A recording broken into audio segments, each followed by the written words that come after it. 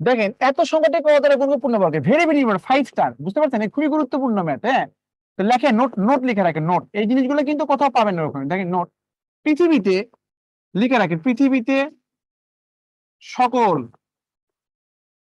পূর্ণবর্গ সংখ্যার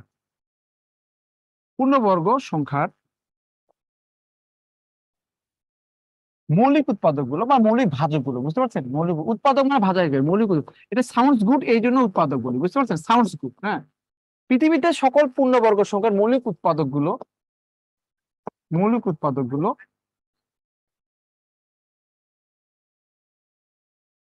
জোড়ায় জোড়ায়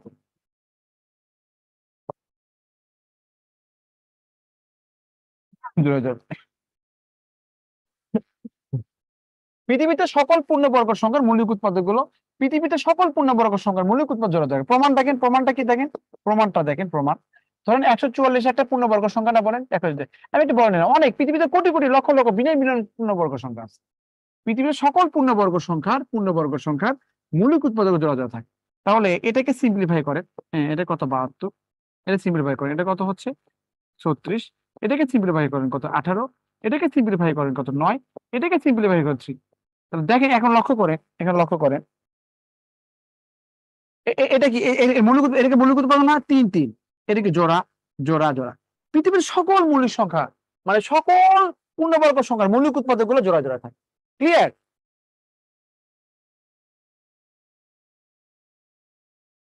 এম আই ক্লিয়ার? পৃথিবীতে পৃথিবীতে সকল পূর্ণবর্গ সংখ্যার মৌলিক উৎপাদক গুলো জোড়া জোড়া থাকে, মনে রাখবেন। হ্যাঁ, আরেকটা দেখেন, ধরেন এখানে 625 কে পূর্ণবর্গ সংখ্যা না? তাহলে এখানে লাস্টে কত? 5 এ ভাগ করেন, 5 দোকানে 10, 5 আবার 5 দেখেন 25, আবার দেখেন 5 দেখেন, এই দেখেন। তার মানে কত?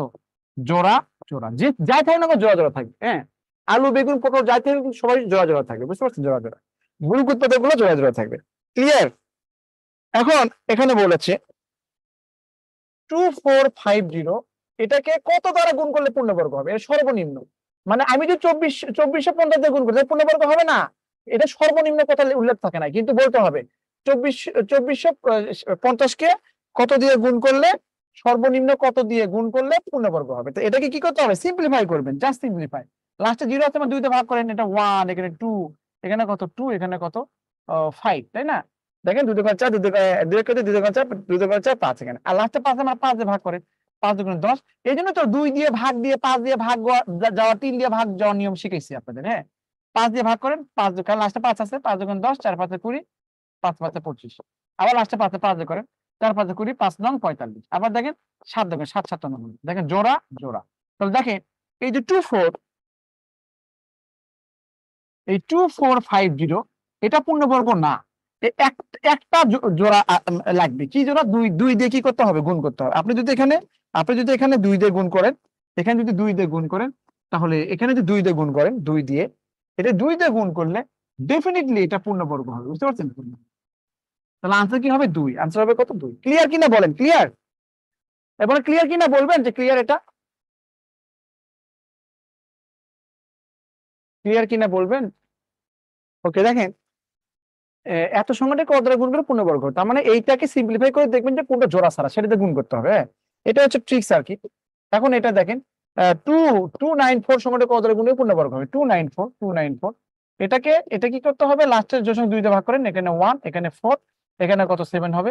এটা আবার 3 দিয়েও যাবে, 7 দিয়েও যাবে। দেখেন 3 দিয়ে করেন 4 7, এবং দেখেন কোন সংখ্যার অঙ্গ যোগফল 3 দিয়ে গেলে সংখ্যাটা 3 দিয়ে ভাগ যায়, 7 4 এবং 5 12 হয়, 3 দিয়ে ভাগ যাবে, অথবা 7 দিয়েও ভাগ যাবে। দেখেন, যাই হোক, 3 4 12, 12 আর কত 3 নং 27, দেখেন 7 দিয়ে ভাগ যায় 7।